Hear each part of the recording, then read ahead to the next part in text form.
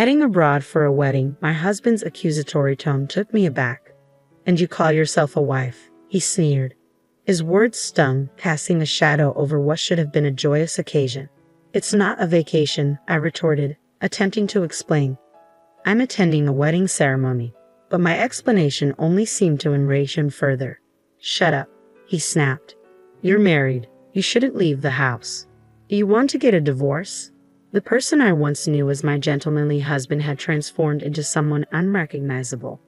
Being bored even from celebrating with my best friend felt suffocating, like being enslaved. I reached my breaking point. Look forward to it, okay? I fired back, my frustration boiling over. I'll send you straight to hell in no time. My name is Emily, 29 years old. 2 years ago, I took a leap of faith, leveraging my experience from working part-time during my student days to become an independent entrepreneur. Despite the initial struggles of starting my online boutique, my boyfriend Nick's unwavering support kept me going. He believed in my dreams, even when I doubted myself. You'll be fine, he'd reassure me with a smile. Even if things are hard now, there will surely come a time when you'll succeed. Nick's encouragement became my lifeline, propelling me forward through every setback. I want to support you, Emily, he'd say, his faith in me unwavering. Let's try a little harder together. With Nick by my side, I found the strength to persevere. So, despite the challenges, I made the decision to continue running my shop, knowing that with Nick's support, anything was possible. I fully utilized social media networks, SNS, to market my business in the gaming niche, which resulted in a significant boost in online exposure.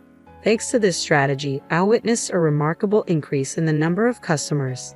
My target demographic spans a wide age range, ensuring a large user base for my business. Since everything operates online, I'm spared the costs of rent and labor. This setup allows me to manage my business seamlessly alongside household chores without feeling overwhelmed. With stability achieved, I now enjoy a decent income. However, amidst the success, one thing troubles me deeply: my husband's growing indifference towards me. As my business flourished, his words and actions turned colder by the day. I trace the beginning of this rift back to a seemingly inconsequential incident a few months ago. Upon reaching my sales target for the previous month, I was elated. I rushed to share the news with my husband, Nick, who had just returned from work. Nick, listen, I began excitedly. What's the rush? You seem worked up, he replied. I did it. I hit my sales target for last month. You set quite a high goal, he remarked casually. Yes, we've been close for a while, but I finally achieved it last month. I couldn't have done it without your support.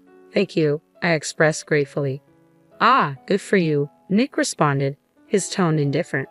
I'm tired today. I'm going to take a shower and head to bed. With that, he left his bag on the sofa and retreated to bed without even touching the dinner I had prepared. I had anticipated his reaction given how supportive he had always been. So when I excitedly shared the news of reaching my sales target, I expected him to share in my joy. Yet his response was lukewarm at best. Was he simply tired? I wondered. I had hoped for a celebratory moment between us, making his subdued reaction all the more surprising. Despite my disappointment, I couldn't compel my weary husband to feign happiness. As days passed, his demeanor towards me cooled gradually. Initially, I brushed it off as fatigue or a passing mood, but as weeks turned into a pattern of indifference, I grew uneasy. Soon, his disdain became palpable. Whenever I sat at my computer, he'd gloom behind me, sneering as he peered at the screen. Checking your sales? He'd taunt, timing his interruptions deliberately, trying to show off how busy you are. Bewildered, I'd retort, it's not like that, Nick. You're the one who's been distant lately. His response pierced through me. Phew, it's exhausting, he sighed, exasperation lacing his words. I trudged home exhausted from work, only to be greeted by someone so emotionally charged. Emotional. Why do you always speak like that? I lament, hoping to share some good news. I've been trying hard, and you've always supported me. That's what pisses me off about you, he retorts sharply. I couldn't care less about your sales. Try improving your housekeeping skills a bit instead of getting excited about such things. His words sting, and I try to reason. There's no need to talk like that. But he's relentless. Quit showing off how busy you are with work. Do it again, and I'm out of here. Got it? Feeling crushed by his harshness, tears begin to well in my eyes. Instead of offering comfort, he wears a sneering smile, a demeanor I've never seen before, a demonic grin that sends shivers down my spine. From that day on, his attitude deteriorates further. I'm no longer allowed the freedom to speak as I used to, always tiptoeing around him, fearing his reaction. Then, a glimmer of light amidst the darkness. I find a wedding invitation for my best friend in our mailbox. Elena and I have been close since school days, and her wedding overseas feels like a beacon of hope in my oppressive daily life. But before I can share the news, my husband discovers the invitation. "What's this?" he demands, his expression sour as he reads through it. "You're not going, right?" "Of course I'm going," I assert, determined. With a devilish look, he slams his hand on the table. "You are not," he growls, his voice ominous. I'm taken aback by his words I've never heard before. "You've got to be kidding me," I manage to utter, stunned. "While I'm working my butt off day in, day out, you're just lounging around at home on the computer. And you're planning on skipping housework again just because of a wedding." "No, you've got it all wrong," I protest. "That's not it. I just want to attend Elena's wedding." "Shut up," he snaps, his tone cutting. "We're married. You shouldn't leave the house. Do you want to get a divorce?" The casual threat of divorce leaves me frozen in place. He continues his tirade mercilessly. "I feel bad for your best friend too, if you're only using her wedding as an excuse to leave home and not to celebrate her marriage." "What are you saying?" I interject, frustration mounting. "It's my best friend's wedding. I'm attending because I want to celebrate it. Just what's so hard to understand?" "Oh, you're so annoying," he retorts, his voice rising in anger. "Quit being so cocky because your business took off. It's your attitude that ticks me off. When will you get it, huh?" His shouting leaves me trembling, fear gripping me. My legs give way beneath me, and I find myself nearly nose to nose with him. Seemingly amused by my reaction, he continues, "Look, you should be grateful. I married a woman like you. You were lucky your business took off, and it was only because of my support. Now, shut up and just do as I say." With a swift motion, he shoves the wedding invitation into the trash can. In that moment, my blood rushes back into my body, but it's not relief I feel. It's fury. He hadn't just discarded my dear friend's invitation, he had insulted my feelings. I was seething with bitterness.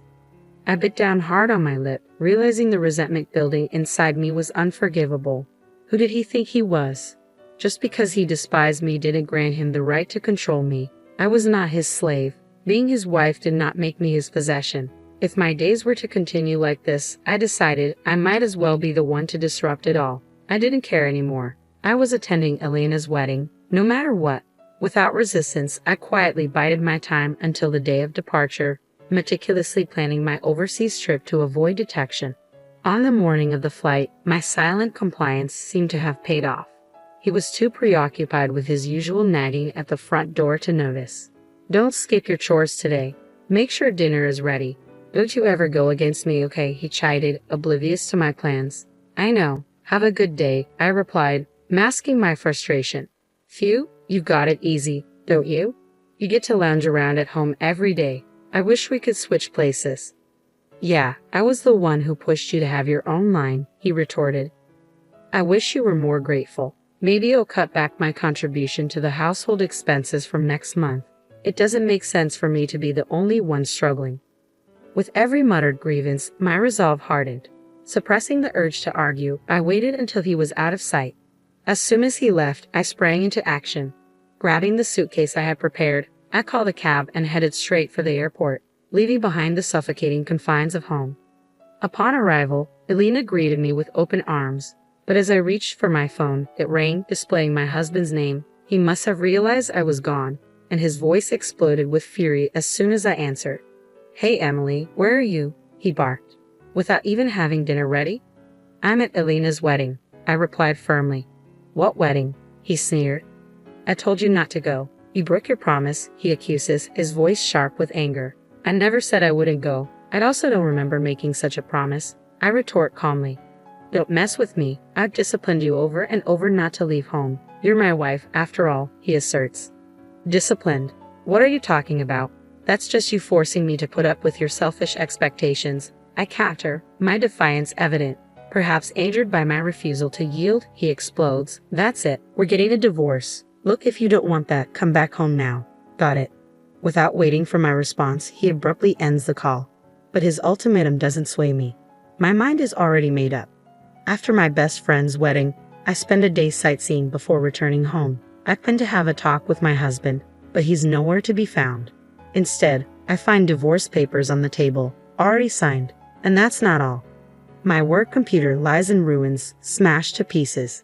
It's a deliberate statement, a final act of retaliation, but there's no love left between us. I signed the divorce papers without hesitation, packing my things into my suitcase once again. With the papers in hand, I head to my parents' house.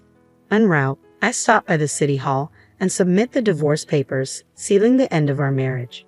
When I reached my parents' house, I laid out the whole ordeal for them. Initially surprised, their expressions hardened as they listened. If Nick had been there, my father would have surely taken action. As I settled into my childhood home, which I hadn't visited in ages, my phone rang. It was a call from my husband. I hadn't expected to hear from him so soon. Without hesitation, I answered, "Hello. It's been a while, Emily. You're back in the country, huh?" he remarked casually. "I got back today." "So what?" I replied tersely. "You're cold, huh? Oh, maybe you're shocked that I filed for divorce, huh?" he continued, his tone condescending even over the phone. "Relax, I'm not serious either.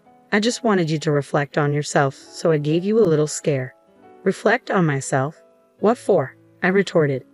"You went abroad without my permission and had the time of your life," he accused. "Attending Elena's wedding doesn't justify it." "So you're persistent. That's what you mean by having the time of your life? Leaving your husband behind? Abandoning your housework, and going on an overseas trip? You're disqualified as a wife, you little chicken," he taunted. "Enough already. Who do you think you are? Just because we're married, just because you're my husband, you think you have the right to control everything." I shot back, my frustration boiling over. "I've had enough, Emily." "Enough is enough," he'd exploded, his frustration palpable. "In the end, you just can't stand that I'm successful at work, right? You don't like having a wife who earns more than you. You're such a deadbeat. It's pathetic to be jealous of your own wife. If it bothers you so much, go ahead and make more than I do." "Emily, did you just say that? I'm seriously gonna break up with you," he threatened. "Go ahead. In fact, we're already divorced." I fired back, my voice unwavering. "What? I filed for divorce. There's no way I can continue being married to a piece of trash like you. Just so you know, if you think you can break me with such threats, you've got it wrong. I'm not gonna let you manipulate me. Don't ever show me that disgusting face of yours again, you jerk." He fell silent, evidently shocked by my harsh words. I seized the opportunity to end the call with a firm goodbye before hanging up.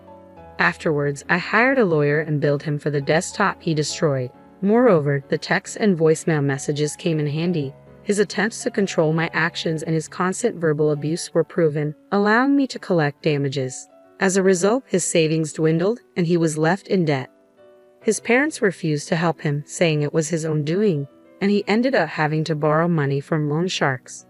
Now, he's stuck in a vicious cycle of borrowing to pay off debt, wandering in his own hell. He was never a high flyer, and I heard that he made mistake after mistake at work, eventually being sidelined. On the other hand, I've been living at my parents' home since the divorce. Thankfully, my current job doesn't tie me to a particular location. I can continue my peaceful life at home, and my parents are happy to have me stay with them. This lifestyle will likely continue for a while. Marriage isn't the only way to happiness. The most important thing is to have a family that cares for you. I've come to realize this once again.